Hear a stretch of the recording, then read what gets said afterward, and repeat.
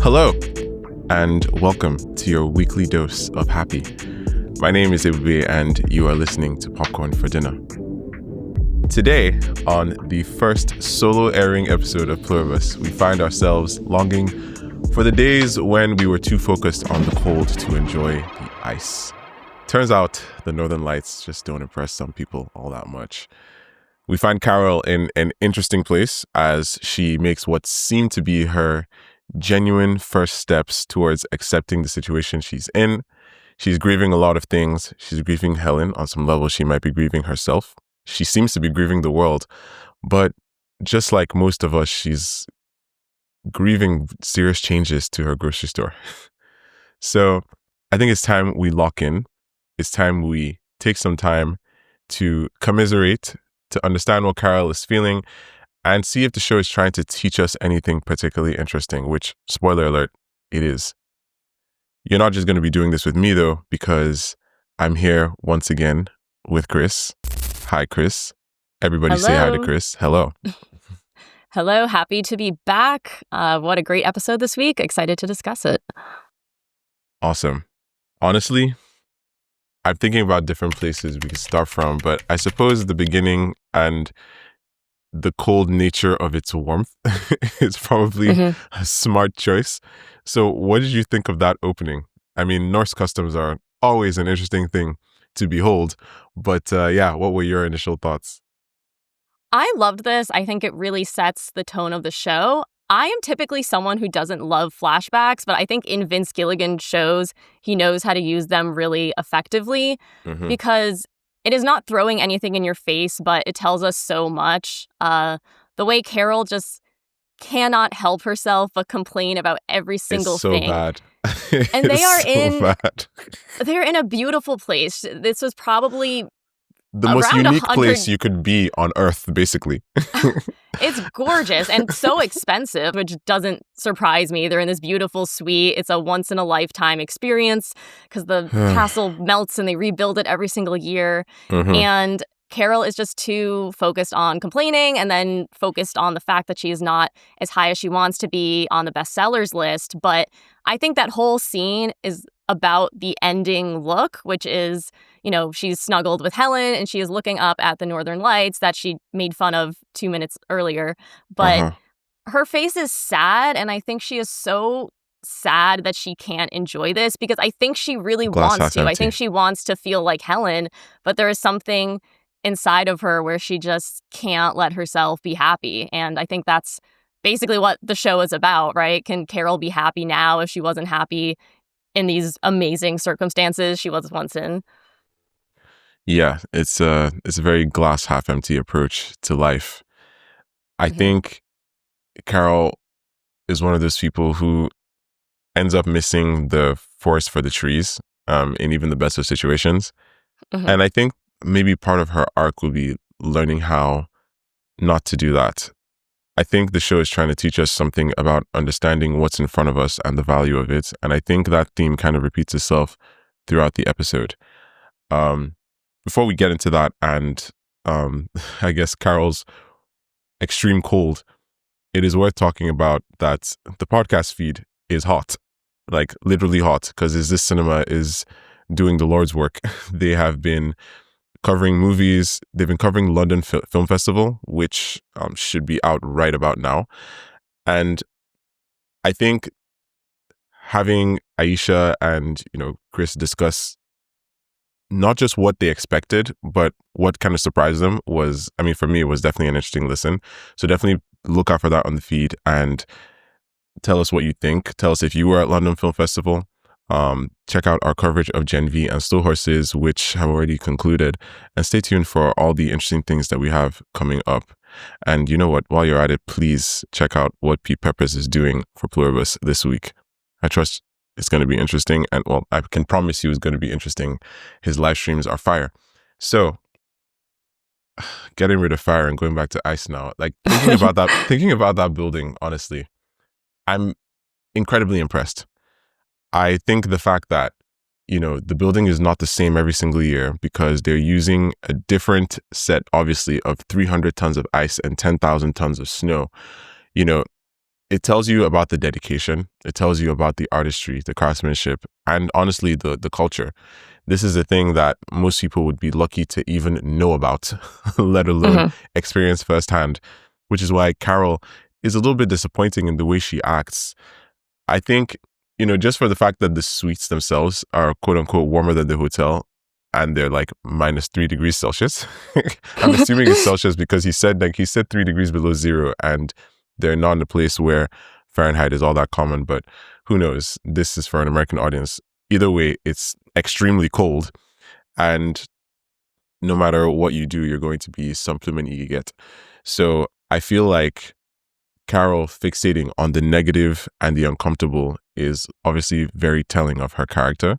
We've seen glimpses of this so far in the way she talks about certain things, in the way she addresses Helen on certain matters, the way she can't help but figure out what the potential downsides are of every good situation. It's like she's snatching defeat from the jaws of victory, when it should be the other way around.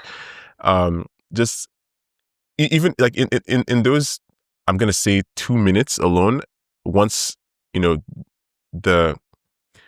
I forget his name, Bjorn. Yeah, once Bjorn leaves the room, and even before he leaves the room, honestly, she makes a point about every single, like, first of all, it's the bed is made of ice, like 4 times. The bed is made of ice.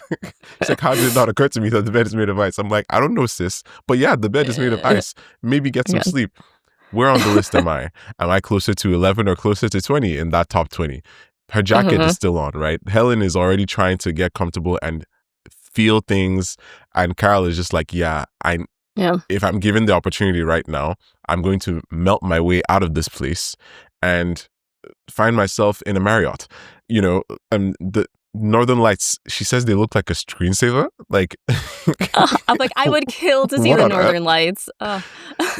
Oh my God. And then she's like, oh, I think the toilet might be made of ice. I'll stick to the toilet. I'm just like, my goodness, this is hard work. Like, your brain is working very hard to rob you of enjoyment right now. And I just wonder how that feels. Yeah. I think, too, in this scene, you see how much Helen was very important to her, because Helen is a saint. Helen knows exactly how to deal with her, which is by balance. not engaging, right? Yes. I think Carol's a tough person to deal with. And I think probably 80% of people would start arguing back with her and pushing back, not having a good relationship. But Helen knows that she just needs to let her get it out. And Helen's not judging her. I think she knows that she doesn't really mean it. And so she just knows to not engage, but then also knows how to encourage her to try and relax. Just keep insisting, sit down, get under the furs. She knows to kind of keep pushing that.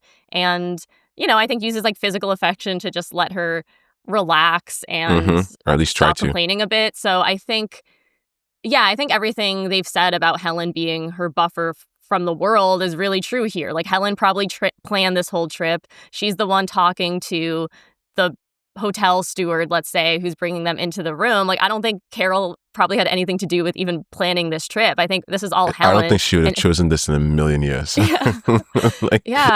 Helen's the one that's giving her all of these experiences, which are now the experiences that she's looking back on her life and romanticizing. None of this would have happened without her, and that's really sad and devastating to think about. Yeah, thinking about what would happen, in terms of time as well.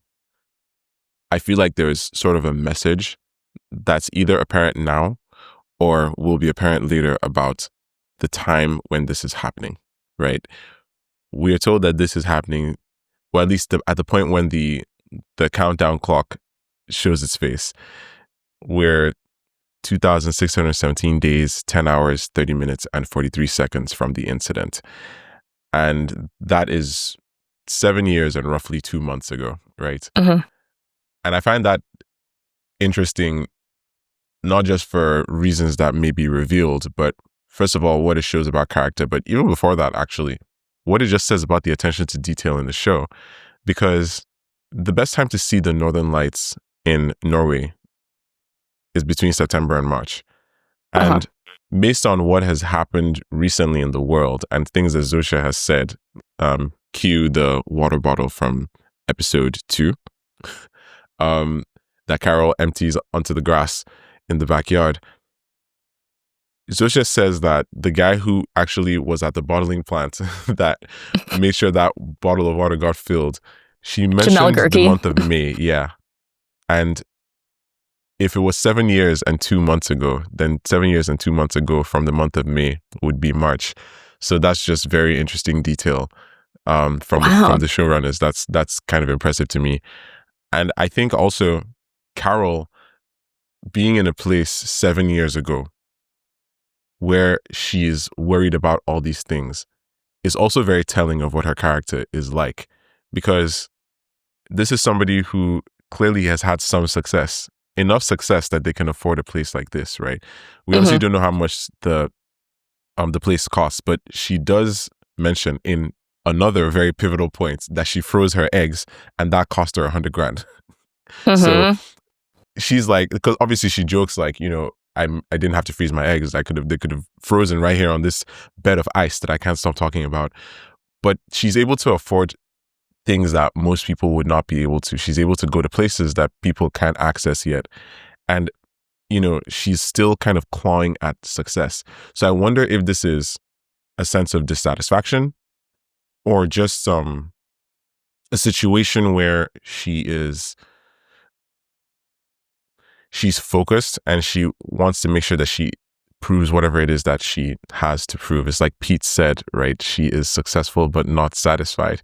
And this is a perfect representation of that. And we've seen that she's been like that for a long time. It's possible that her success was just budding then. Maybe it was just new. Maybe she's like, okay, I need to rise higher. She probably seems a little bit comfortable. Maybe when we meet her in her success, or at least in the fact that it's not going to go away that easily. But yeah, it's a bit interesting to see how she was 7 years ago and how Helen has been a part of the journey for such a long time, right? That is also an endearing thing. So in that cold open, literally cold open, we find out so much about not just Carol, but about her relationship with Helen, her relationship with her work, her relationship with herself. And, I guess one thing I'll ask you, Chris, is how do you feel that time in her life is most determinant of where she is right now? Because obviously they showed us that for a reason. And she does reference it at the end, right? What do you think it is that she feels she's lost now, or that she can't gain, or that she could gain, or, what kind of impacted her the most? Do you think now she's wondering, hey, I wish I hadn't complained about that bed of ice so much. That ice looks pretty good right now. Yeah, no, I think she's kicking herself that she couldn't enjoy it. And I think she's sad that looking back, those are now the happiest times of her life, right? I think if we're just jumping to that scene with Zosha, she starts off by making fun of the idea of being in the hive mind, but her speech shifts into actually maybe liking the idea of it because she's thinking of all of the most blissful, happy times in her life, which were these trips with Helen. And we can see based on what she's saying that they went to a lot of interesting places, right? So yeah, I then think they there had were plans still for the Guggenheim too. Yeah, so I think there were obviously good times to these trips, right? Otherwise, they wouldn't keep going on them. But I think there's that disconnect with the memory and the reality, right? I think we all do this in our lives, right? You romanticize a certain period in your life, but sometimes if you look back at certain ones, you can think, oh, I was actually miserable in that moment. And I think that's a little bit of what's happening with Carol, where she's realizing now that was the happiest time of her life, but she wasn't actually enjoying it in the moment. And I think it's that thing, you don't know you're in the good times until they're gone. And I think that can be really devastating to deal with. So I think, yeah, I it's a thing where I'm not sure, I don't want to pathologize her. We don't know if this is all coming from some sort of childhood trauma. Has she always been kind of depressed? Did this stem from, like you said, maybe she was successful and then the cost of that success was this feeling like she wasn't good enough, and that kind of fed into some feelings of self-loathing and bad self-image, and that contributed to her feelings. It's hard to know exactly where this comes from, and I think I think Vince Gilligan has said himself, not that this is necessarily a self-insert character, but he's talked about how he feels like he's kind of a miserable person sometimes. Like he goes out to all of these interviews and he's happy and he's able to put on this face, but that he's not at his core a happy person. And I think this could maybe even all just be an exploration of why are some people just not able to be happy. I think it's a fascinating question because for some people it just doesn't come. It's just not easy. Yeah, some people have to kind of really be kicked into it, train themselves into understanding that they have more than they don't have in the grand scheme of things. And I think, honestly, Carol tries to get a little bit of that back. Some of it is done in a in a bit of a cynical way, but one initial way the show tells us that she's doing this happens, in the first set of scenes after the opening sequence, right? Which is, the opening sequence is creepy, but I like it. It's good. I like the little voices singing with the dots. I think is kind of apt. But yeah, right after the opening sequence, we see that she's on the plane, and I realized a few things as the episode went on regarding this plane scene, or at least the sequence of scenes that happens in the plane. When she gets out of the plane at the end of episode 2 to say stop, I'm fully convinced that they're going to the Guggenheim, like she's going to join them, or she's going to have her plane follow them. But that wasn't the case, right? So I saw Zosha in the plane and I'm like, okay, so I guess they're going to the Guggenheim, but she wants Zosha riding with her because that is her preference, and that is a right she's not willing to give up. But what it actually turns out happened is that she went back to Albuquerque, prevented Zosha from going to the Guggenheim. Kumba is doing whatever the heck he's doing. And Carol just feels like it's better for Zosha to be with her than with Casanova McBoner, which I can understand on some level. But it's just, wow. Obviously, Zosha is not necessarily missing that experience because Zosha is everywhere all at once, because the Hive is everywhere all at once. So the Hive is having fun at the Guggenheim, I'm guessing.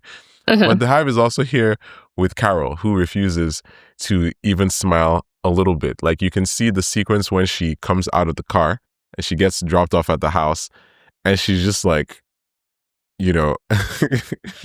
like she's so annoyed to be there. It's like, she's walking like a pouting child who's just been sent home from school. It's very interesting. Yes. Like the look was so distinct, and her reaction to the mail as well. That was a lot, I guess. I mean, what did you think of that? Yeah, no, it's interesting how Zosha didn't even think how this might affect Carol. The hive mind was like, of course you'll love this package. This was a nice gift that Helen gave you.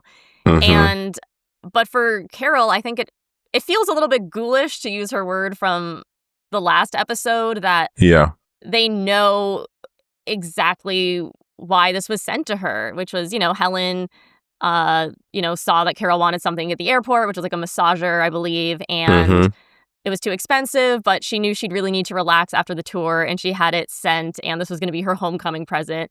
So it's this nice reminder of how much Helen loved her, but then I think for Carol, it's also this really massive invasion of privacy. That is a beautiful thing, but that was Helen's thoughts and feelings, and she doesn't like that Zosha and the hive mind just know everything about their relationship. And she has that line about how Helen's memories were once just hers. Like, she wants to be the only one that can think about her, and she doesn't want the hive mind to think or talk about her because they didn't know Helen the way that she did.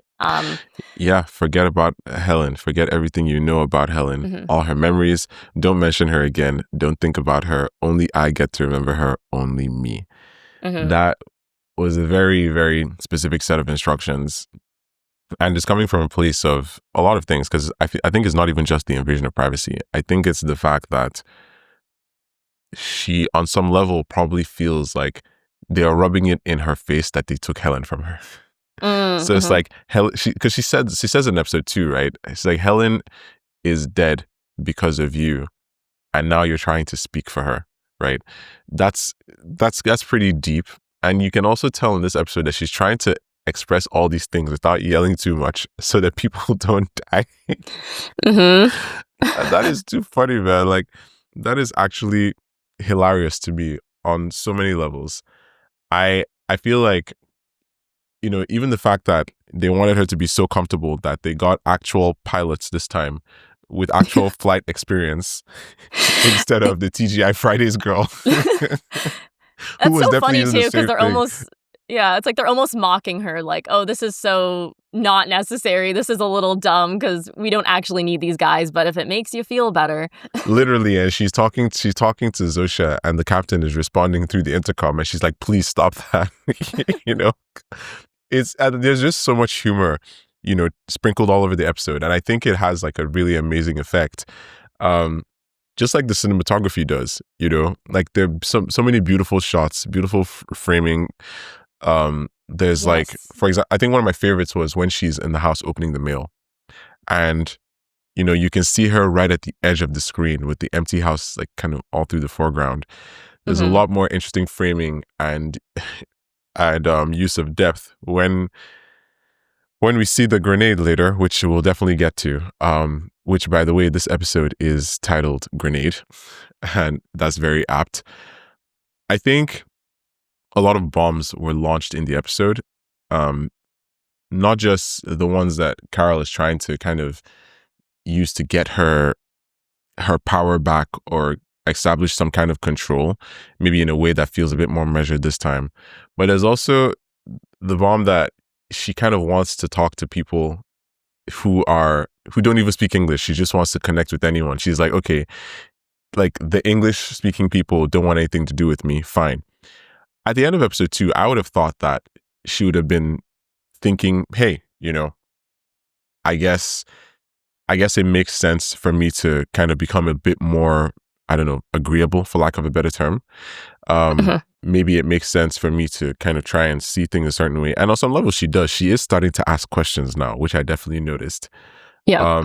But she's also like, rather than trying to see things from the point of view of say, Lakshmi, she's like, I'm going to try and get somebody who doesn't even speak my language to see my point of view still. And we find a lot of different people, I guess. Well, not a lot. There's like 6 people remaining, I guess. But she hears about each of them and then she chooses one. And I was wondering why she would have chosen this person. Of course, my first thought was whoever she talks to is going to be, the guy from the trailer who is driving through a town and opening a storage unit. I'm like, okay, there's definitely something there. So I figured, let's just see how it goes. So when she ends up on the phone with Manosis Oviedo from Paraguay, I thought, okay, why him? It turns out on some levels because she speaks a little bit of Spanish. Yeah, I think the practical nature, but also just the fact that Zosha said that he was not really communicating with the hive mind. So that immediately tells Carol, he's like me. He's suspicious of these people. And if anything, he's going a step further than me because I am actually still in communication with Zosha and working with them in some way. So he's probably, even further than her. I just hope he's not harming anyone. Yeah, that's interesting to think about what he might be doing there. Yeah. I know. I was thinking too, I was like, oh my God, this is the perfect, if you needed motivation to learn your second language and brush up on your Spanish, there's never been greater motivation. She has nothing to do. Get the Rosetta Stone out, get your Duolingo. This is your time to shine. Yeah, she has nothing to do except get yelled at. My God. Like, that dude was actually like, I wonder who he thought was talking to him. Because clearly we see his attitude through the phone. I mean, he's like, no me jodan más, déjeme en paz, hijo de putas. And I'm like, wow. And, the tiny bit of Spanish that I spent a little bit of time doing in my overexpensive education kind of came in handy here. But I just thought, wow, he's really angry. For anyone who's wondering, he says, don't fuck with me anymore. Leave me in peace, you sons of bitches. And I'm like, whoa, bro. Relax. Relax. And honestly, I love Carol and her pettiness. I love that she had them call back just to say, literally just to yell at him, back, and that's amazing. Like she Yeah, says, cabron. yeah, chinga tu madre cabron. And the way she even says it, her accent is just too funny. But she basically says, fuck your mom, you bastard. And it's the fact that she tried talking to this guy. And the reason I bring it up is that was kind of her last straw. That was like the last attempt of like, okay, I'm going to find a like mind here. Because you see that it's right after that, and it's in the events that follow that she's starting to be like, okay, I'm just going to make my own way in the world now, whatever that looks like. Which, of course, is why she is completely stumped when she gets the sprouts and there's nothing there. That was kind of amazing. I mean, dude, they told you that all of the resources, all the food was going to spoil because they're not going to kill anything. They basically told you that indirectly. Were you expecting to go there and find fresh chicken? It's been 4 days. Yeah, but I wasn't necessarily expecting the whole market to be gone because I understand like meat and things. Yeah, that was surprising. Yeah. Upkeep. But I think in my head, I thought that they would sort of just keep the extent of it society anyway. running the way it is. But when so many, I don't know what percent of the population is gone now, right? But there's obviously literally less people to maintain things. And yes, at least 1 billion. Yeah, and I think it's interesting that 800 despite million. having so many different political ideas, cultures, religions, all of these things in their heads, they still have this one idea of how to fix their society or make it run more efficiently, which is interesting to me. Like they communally agree that centralizing food distribution is the best thing for the world right now. And of course, to skip ahead, they collectively agree that it is, in fact, good to be eco-conscious. We should turn off the lights at night because there's no crime. And it's interesting because, like we were saying, there's probably like climate change deniers in their heads somewhere. This is like a whole world of people in there, but I don't know how it works. Maybe because there's so many ideas and they're all one person, there's no judgment. And so they can like collectively decide on what the best idea is, right? Because there's no arguing between different ideologies. You can just look at all of the different ideas and assess, I guess. Yeah, it kind of makes sense to me, honestly, because it's almost like the show is trying to tell us that in a world where every climate change confirming thought and every climate change denying thought are in the same head, climate change confirming thought will win out and the climate change denier will be proven wrong. So it's almost like yay science. But at the same time, it's like the level of efficiency is amazing because you have urban planners in there, people who probably would never have been able to get anything done quickly due to bureaucracy or government oversight or political interests. Now, none of that is relevant anymore. So you probably have a lot of people just living in like apartments, people who have mansions are bringing a lot more people now to live in the rooms, so they don't need to use as much space. Everybody is going out and just doing whatever society and humanity needs at the same time. There's no working from like 9 to 5 while some people are doing night shifts or whatever. Like everybody can work and sleep at the same time, so the planet will last longer. You know, they have a grid that they're working on and they're trying to isolate Carol's part of it.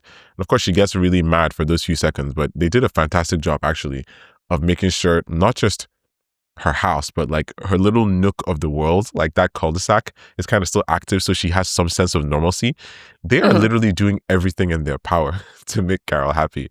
And a friend, Osagale, who's usually on the podcast, he's basically like, Carol, you're absolutely ridiculous. Like she could be learning so much. She could be learning about them. She could be learning about things that she could do, things she could try that she could never have tried before. There is a lot more opportunity here than she's willing to admit. And it's just interesting. I'm not sure what is causing that. If I had to guess, I would say it's the grief. Like the grief and the anger of losing Helen is making it so that she doesn't even want to experience anything good. It's like, I can't experience anything good without Helen, or I won't experience anything good with the people who took Helen from me. So yeah, I think she still blames them. So it's hard to, you know, get with them and immediately be very enthusiastic about this society when it's the whole reason why she's gone in the first place. So maybe in the second half of the season, that will be where her arc goes, where she maybe learns how to work with them and or manipulate them if she has a plan. But I think for now, If they don't we're find out a way still to turn seeing her her into in one of her them. grief and how much this is affecting her. Do you think they'll actually succeed in turning her into one of them? I am struggling to see, because they have a timeline. Like they're like, yo, we have people working around the clock. yeah, and Zosha said anywhere from a few weeks to a few months because Maybe more. scientific advances ebb and flow. So nothing's really changed in that regard, right? They're But still, they won't give up 100%. yeah, they're not superhuman, but they will be more efficient because they are able to pool all of their collective scientific minds. But yeah, I'm not sure where this show might go, to be honest. I mean, I struggle to see where even seasons 3 or 4 go for this type of a show. Because can this show continue if she's like part of the hive mind? I don't know. I think That would be maybe strange. maybe it could. Maybe there could be someone else. And I mean, it leads me to a point that I've actually been thinking about, which is how humanity continues. Because everybody is literally on the same page now. But there will come a time when, like, you know, more people are going to have to show up. Humanity will have to continue. Babies are going to be born. Are those babies going to be part of the hive too? That's the question I've been asking. Is there going to be a whole new generation, a whole new swath of people that will now be trained to be the most altruistic version of humanity we've ever seen because everyone is looking out for everyone's best interests? Like, is this going to become kind of like a fictional utopian planet? But of course, to do that, they have to make sure that everybody who is against them, like Carol, is dealt with by bringing them in, because obviously they're not going to kill her. They don't do that. So I wonder where that would come into play, but I feel like it's not going to be that easy to turn her. I think she's probably going to find some conflict somewhere, either with them or with Monosos or with someone else. And it could be, you know, I think we could get into a situation where Monosos is doing something deplorable, perhaps. We don't know yet. And Carol is essentially trying to save the people of the hive from him. Like, it could be something like that. That could be kind of like, it could be like a person with agency versus person with agency thing, as opposed to person with agency versus person from the hive. We'll have to see the direction that they take it. Either way, Carol will probably still be watching the Golden Girls through all of it because she can appreciate no thoughtful gestures. I think it was cool to see moments from the trailer and the teasers come into play. Yes, I know like I said, her blue tracksuit dumping the food out because she doesn't want to be served in that way, which is why they the food give her amazing, sprouts. Like, it turns out that the food is even more amazing than we thought, right? Like, they're able to recreate exact meals. Like, they know that the person who made that meal loved Carol's reaction to it, so they're bringing that exact meal. Yeah, it's interesting to me. Even the little comforts, I feel like she's still so much in grief that she's almost, I wonder if there's a form of self-punishment in there as well. And I think that kind of, that idea gets expanded on as the episode moves towards its close. I mean, this is actually not that long of an episode. It's just around 43 minutes. So they've done all the establishing they need to do, and now we're kind of on a steady flow. One way that I feel like she is not trying to rock the boat too much is this idea of not chasing comforts that she might have had before. For example, I keep wondering why she hasn't gone back to get the Range Rover. But every time I do, though, I remember that they just don't make cars the way they used to anymore. And this one is probably more reliable. Having said that, though, I think Carol kind of needs the simplicity to maintain her sanity, which is interesting because most people will try to do that by holding on to the familiar. Maybe the Range Rover just reminds her too much of the fact that Helen is gone. Maybe she doesn't want to deal with the breathalyzer lock because she knows that she wants to keep drinking. Like, there could be so many reasons there. But essentially, the fact that she hasn't gone to get the Range Rover back is very realistic, and I think is also a good attention to detail. Yeah, I think she is leaning into comforts in some ways, though. I mean, with Golden Girls and her Xanax and her alcohol, which I thought that was going into a darker direction because I thought she downed a lot more pills there. I was like, oh no, this is getting dark. But she was okay, consider, you know, whatever your definition of okay is. But yeah, mileage I think may vary. Mileage may vary on that. Yeah, I thought Zosha was going to come back and she was going to be conked out on the floor, but thank God she was up and kicking. Yeah, and this idea that Zusha would do anything, the fact that all of them would do anything, to make her happy. They're doing everything that they can to keep the world efficient, to keep the world equitable. And they didn't even protest to the antithesis that is her trying to have an entire supermarket to herself, despite the fact that she'll never be able to exhaust all the resources in it before it all goes bad. And that was just an amazing scene, honestly, because we've seen that from the trailer a little bit. We didn't know what it was, but just what a scene. It's the perfect harmony. It was chilling yet beautiful. They got her an entire army, and they were able to do all of that, like reset the supermarket, lights and all, in about an hour. Like you can see from the count up timer that it's literally about an hour. And the level of spite here, as well as the stubbornness it facilitates in her, is staggering. Like, it is borderline astonishing. Like, she's lucky there's still food here that hasn't gone bad because it's been 4 days, right? And she goes and she does her shopping, and then that's that. Like, they say, let us know if you need anything else. I think it's a cool detail, actually, that Zusha doesn't show up there because, Zusha doesn't need to. Maybe at some point they're wondering if Carol needs a different face. But yeah, she's trying to relax, and, she's eating the food that I guess I thought she was going to cook something, but it looked like she got something that was kind of ready-made, which kind of makes sense. I wouldn't have the energy to cook either. Yeah. Yeah. I think it's interesting, too, that I think first of all, I think she just can't accept that the world is changing. So I definitely see how it's entitled and all of that, but I think it's just more this plea for a sense of normalcy. I think she just can't accept that this world is different now. So you're grieving both Helen and you're grieving the whole life you once had, the whole world. And I think this is maybe another part of her character arc, is that she was private. She was also independent. She wants to fend for herself. That is a core aspect of her identity. And now that can't be a core aspect of her identity. She has to rely on other people. And I think she sees it probably as a bad thing, right? Because she's like, I should be able to be independent. And I mean, that's definitely fair. But I also think maybe this is a character arc that's leading her into needing to appreciate and rely on other people, because you need everyone to make the world work, and you can't just fend for yourself. You can't just be by yourself. You need other people in your life. So even though Helen's gone, she's got to find a way to connect with other people still. Yeah, and the Hive is obviously trying to connect with her. I question the strategic soundness, maybe, of them doing literally everything that she asks. But I think it was cool, honestly, to see that there might be a ceiling. But you know what? Let's work our way up to that revelation.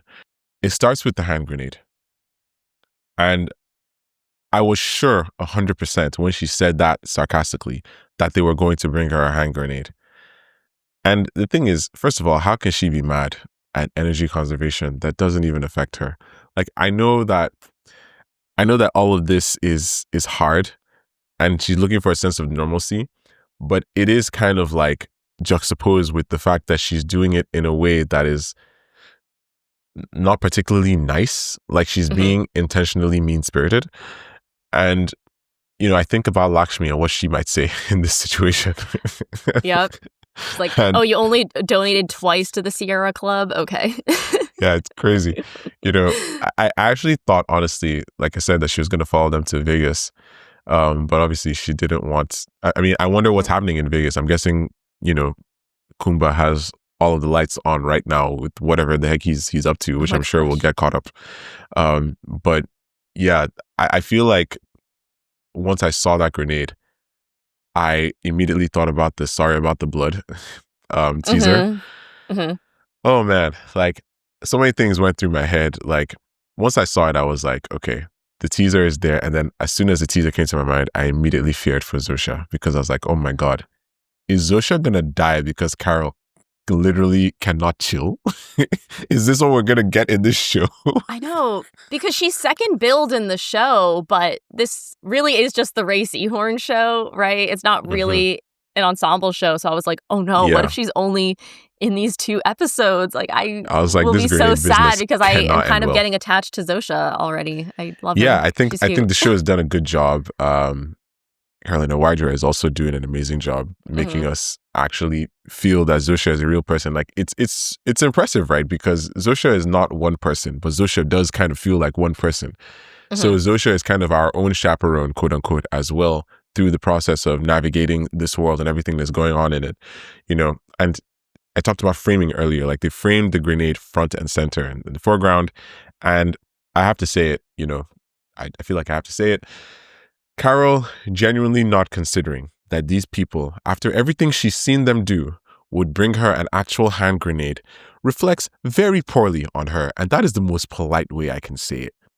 Because I'm just trying to understand how one can be so obstinate as to literally have learned nothing in a situation like this. Like, you're trying to survive. You're trying to salvage whatever you can of sanity and normalcy. There are some things that you should understand by now. Like, I know for a fact I'm not going to say something glib like that and expect it to not happen. And even if I did, I'd be like, okay, let's not bring that thing in the house.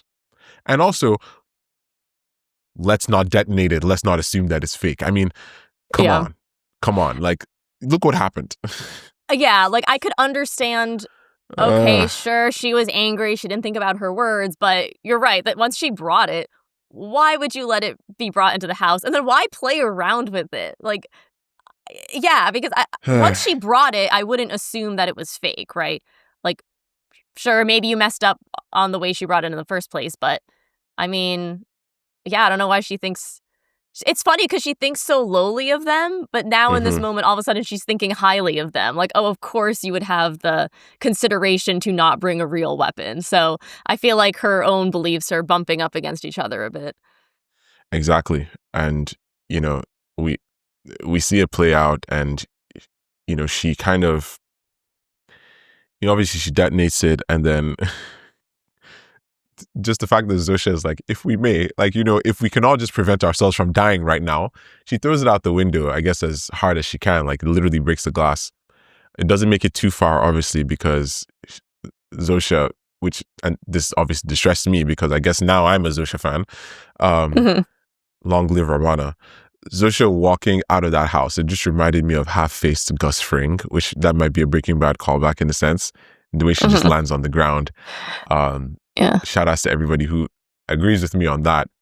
But she's trying to help. She's like, oh, I need to call an ambulance. I'm like, bro, you know that, like, everybody on the planet right now knows what just happened to Zosha.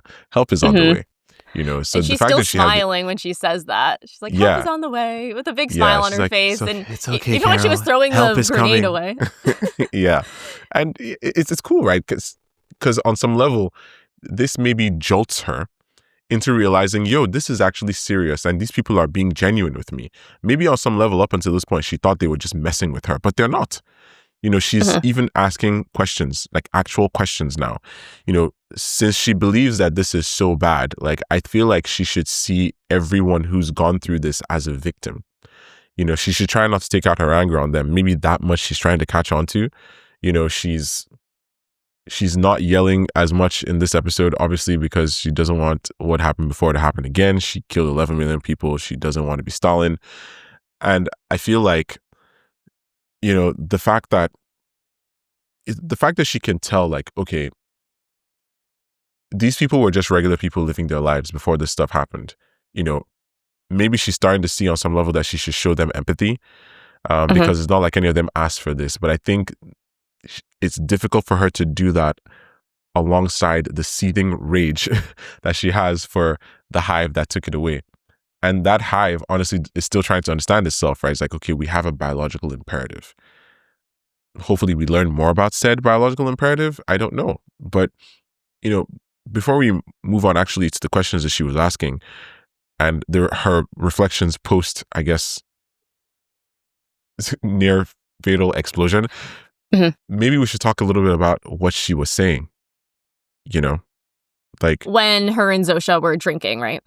Yes. Like, yes. What did you think of that? Like, because she's saying a lot. I mean, like, because does she secretly want to join them? Is she in denial? And in her case, based on the way she sees the world and the situation, would that mean that she wants to die?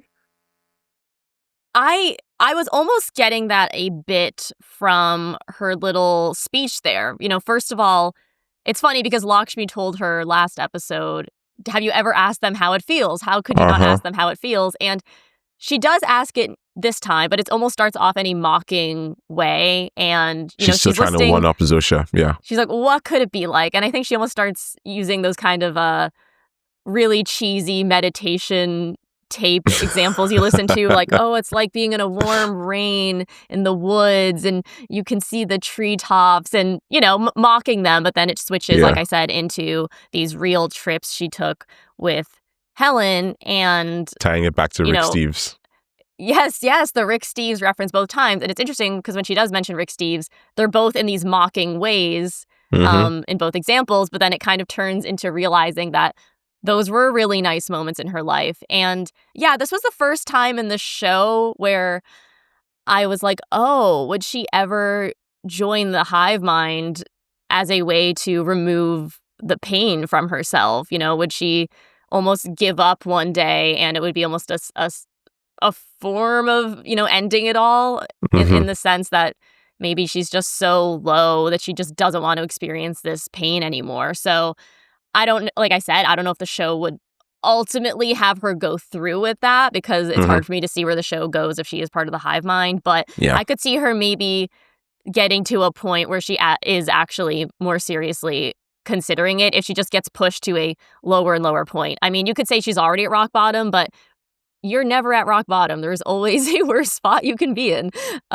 So who knows what is coming for her next. Yeah, man.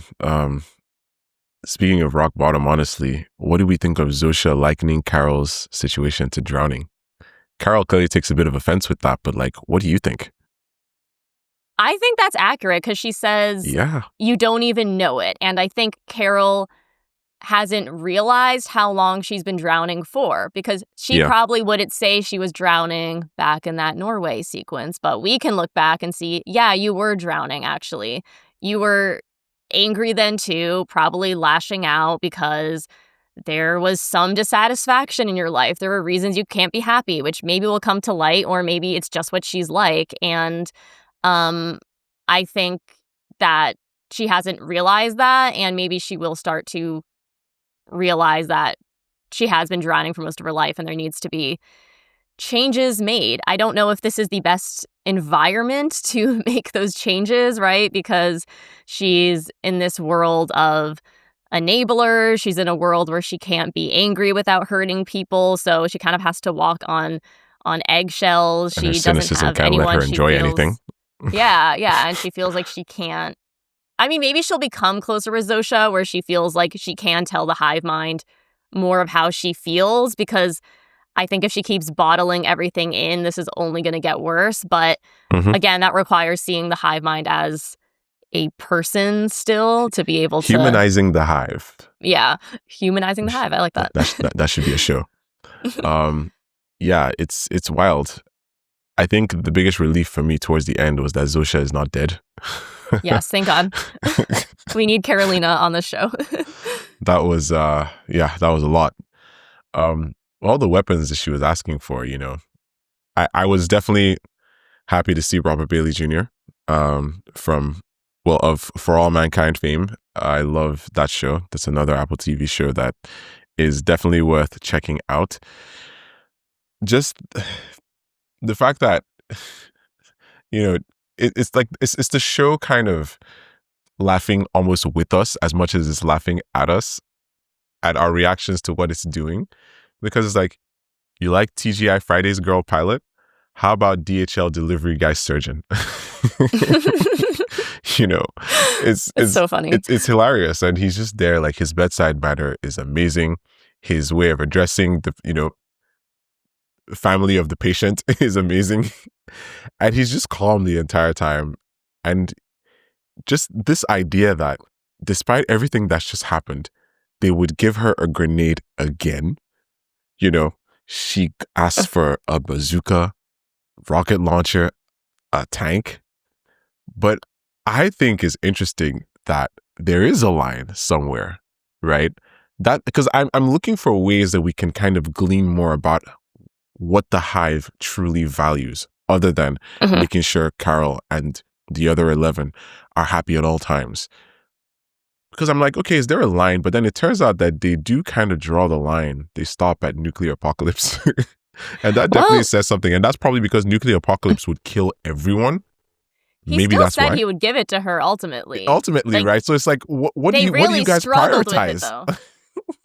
Yeah, that's, I think, and wow. Yeah, so in that conversation also with Zosha and Carol, they talk about, Carol's agency versus their biological imperative. And it seems like in certain cases, the biological imperative comes first. So despite Carol not wanting to be part of the hive mind, they would have to make her join. That biological imperative supersedes Carol's desire to not be in the hive mind.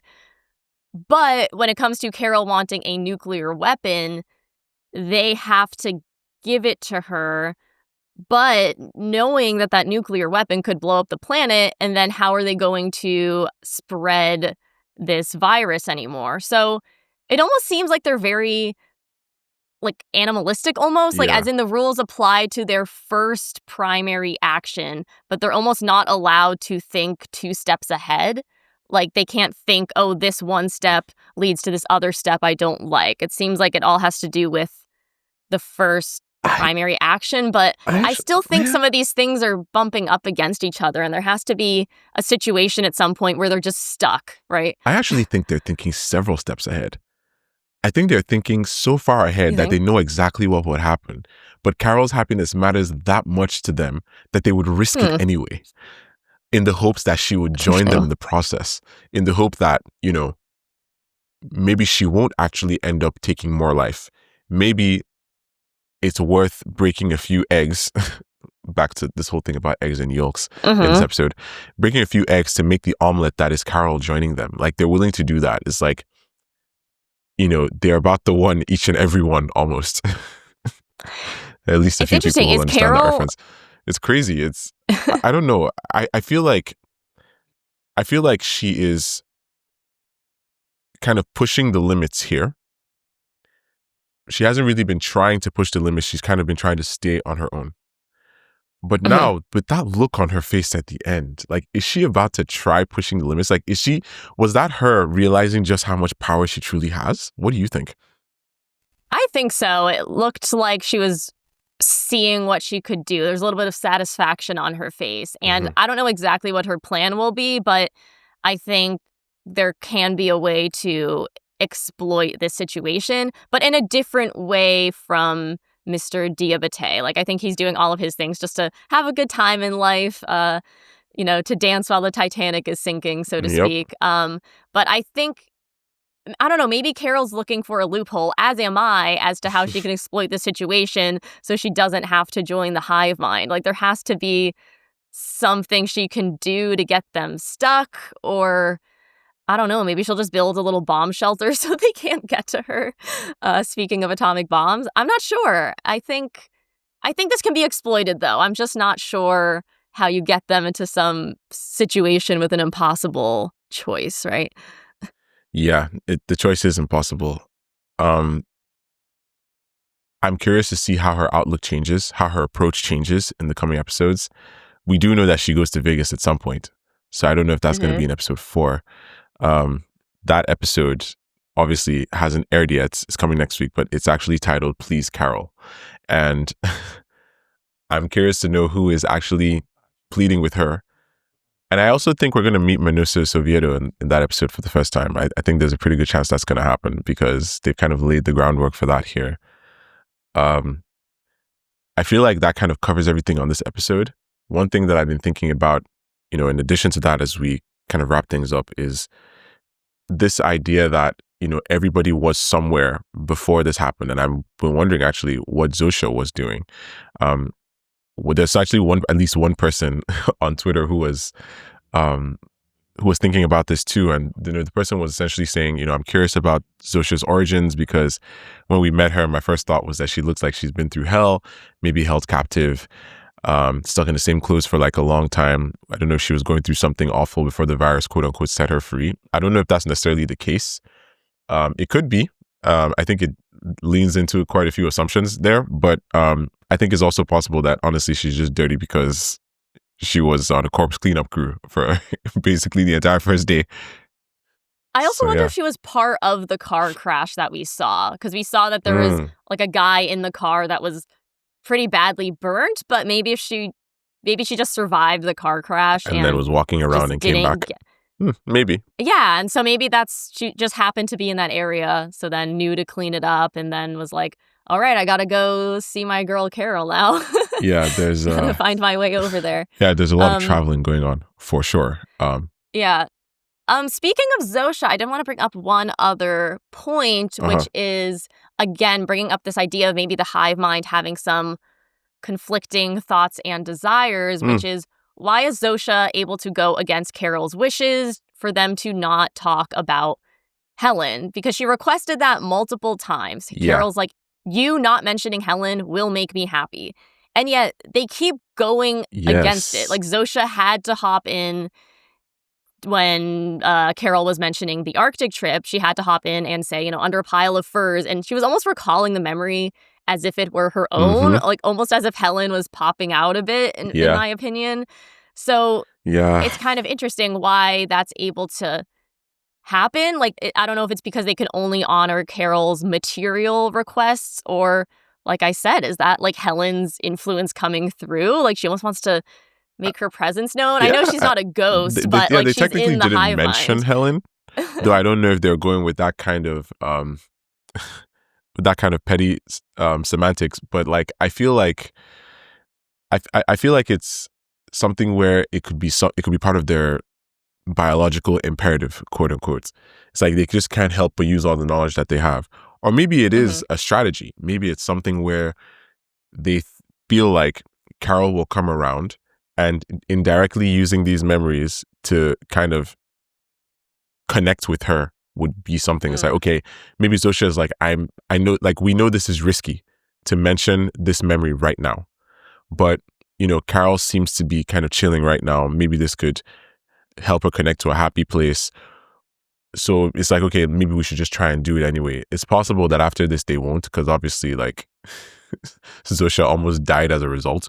But yeah, it could be a mix of things. It could be that they can't let it go. They can't help but use the memories that they have, or maybe it's just a matter of they could, but then that doesn't help their biological imperative. It's like they have a desire, right, to help Carol be happy, but they have a need to grow their numbers, right? So I guess those two things are kind of like either in conflict or working together, depending on how you choose to see it. Yeah.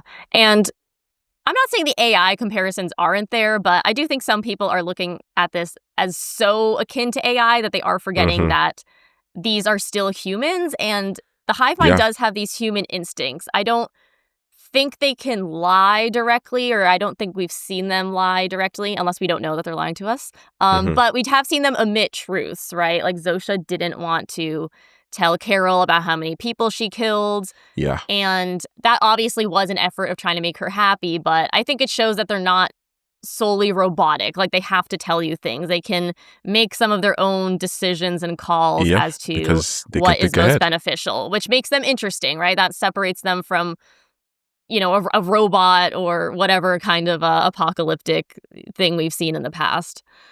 Yeah, exactly. There's a lot of movement. There's a lot of consideration, clearly, that's coming from them. And I think one interesting part for me would be, or will be, learning more about how the hive operates, what the hive weighs, and how it weighs decisions, how it honestly figures out which option to choose at any given point in time, because obviously they have all the knowledge in the world. When you do that, like, when you have that can be overwhelming, but at the same time, it's like, well, all of it is kind of like, you can kind of set everything in motion the way you want, because there's just one view of what the world should be like. So that's kind of fun. Lots of traveling going on too. Yeah. Oh, speaking of which, you did a bit of traveling. You saw Ray, right? That must have been crazy. Yes, it was. So I went to New York PaleyFest a week ago today, And it was a Pluribus panel at the Paley Museum. And That's legit. it was a very nice venue because it was only a 200-seat theater and it's very new. Wow. So basically anywhere you sit is a great view. And it felt very intimate because it wasn't this giant convention or something with, 500 people. So yeah, they screened the first 2 episodes, which were really cool to see in a theater. Especially the first one, it's so cinematic and almost feels like it was made for the big screen, even though, of course, this is made intentionally for television. Yeah. And the audience was really laughing. So this audience specifically was very much picking up on the humor. I mean, people were cracking up throughout the whole thing. So it was nice to see that play with like a large audience, especially when I normally watch these episodes by myself. Mm-hmm. And then Vince Gilligan, Ray Seahorn, and Carolina Wydra came out for the panel, which was really, really fantastic. It is on YouTube now, so everyone can watch it. Yeah, we're going to link it. Yeah, there were some parts where Ray Seahorn, she's just so eloquent and she gives this amazing character analysis. Like, I thought one part was she worded it so well, it almost made me tear up just from her answer. And some guy behind me was like, wow, she should be a writer. She is just so great with her words. You don't know what she's working on. Maybe she is. I know. She directs, so I wonder if she's ever worked on a little screenplay or something. I feel like maybe she has. I feel like she could have that ability for sure, based on just the way she speaks and her level of character analysis, which is so insightful. But yeah, so like I said, I would definitely recommend that you watch it. And then afterwards, they sort of had it set up, but, they had a couple tables set up outside from where the cast would be exiting. So it was very organized. And her publicist came out and was like, no signing, only pictures, because there were some, scalpers there that had like pictures that, that weren't at the event. I think they only want to give things out to people that like actually attended the event. Interesting. But yeah, and then Ray Seahorn came out, and I don't know, I think I was just a little starstruck. It's so weird when you like watch someone on TV so much and then they're just standing in front of you. But she was really nice. I can't remember exactly what I said. I think I just said, your typical like, we love the show already. You're so great on the show. I'm sure you were very cool. Yeah, I mean, I don't want to like overwhelm people, but I didn't say like a ton of stuff, but it was really nice. Like, she really took time with every single person to make sure they got a good picture, and she was just very sweet with everyone. One of my friends actually got her to record a little video for another friend, and that was very sweet of her to do. She just like got her lines locked in, recorded it for her. So so I think it just shows the kind of like person she is, because I think a lot of times, understandably, I think sometimes people are tired or busy and they just rush out or are not willing to do that. So I think it was just sweet that she did that for everyone. And Carolina Wydra came out too, and she was almost zooming past us. I think she was zooming past. I don't think she really expected anyone to want a photo, maybe, because she's a little like newer on the scene. But I was like, we're like, Carolina, can you take a picture with us? So she was nice. She complimented my yellow pants, which I was like, thank you very much. That's fantastic. I like to dress on theme, Yeah. I was like, it is not easy to find yellow pants this time of year, I'll tell you. But through some internet digging, I was like, I found the perfect pair of trousers. Amen. We love a woman who commits. Absolutely. I'm like, I'm always going to dress on theme. That's one thing I'm going to do. So yeah, it was like a really just great experience. I would definitely, if you're in New York or in the New York area or just anywhere in the Northeast, I would definitely recommend going to these. I think, like I said, I think the smaller venue is really nice, and it was just really organized and well run. It was not a chaotic, confusing day. So if you have the opportunity to go to a Paley panel in the future, definitely highly recommend. Yeah, definitely a glimmer of light in the middle of a shutdown. But yeah, I'm glad that everybody could enjoy that. So yeah, it's pretty cool. But I think that's probably a good place to call it. This has been an amazing episode. Hopefully one day when I grow up, I'll get to meet Ray Seahorn. But for now, in the meantime, I'm going to be thinking about what she's going to be doing as Carol in episode 4. Now that she has a little bit of power, now that she has a little bit of understanding of what she's capable of what the Hive is capable of, is she going to have learned anything? Is she going to apply any of the new knowledge? I don't know. I guess we're going to have to wait and see. But definitely stick it out with us. Thank you so much for listening up until this point. We're going to be covering episode 4 as well. Of course, we'll be covering the rest of the season. And while waiting for that, feel free to check out everything else we've covered. Like I said, Is This Cinema is on fire. And we've completed our coverage of Slow Horses and Gen V. There's a lot more to come. There's a lot more to enjoy. So definitely stay tuned. Until next time, stay happy. See you next week.